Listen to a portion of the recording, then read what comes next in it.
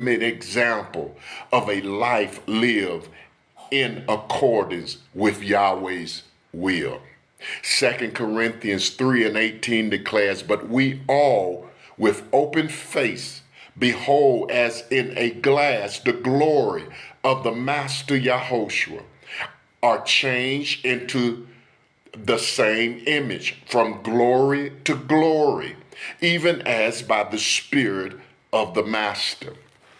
We die daily and are changed into the same image of the Son from glory to glory. Every day we should resemble more of Yahushua's glory. We should conform more and more to the image of the Messiah daily. We should go from Yahushua's glory to a greater glory of Yahushua's glory daily.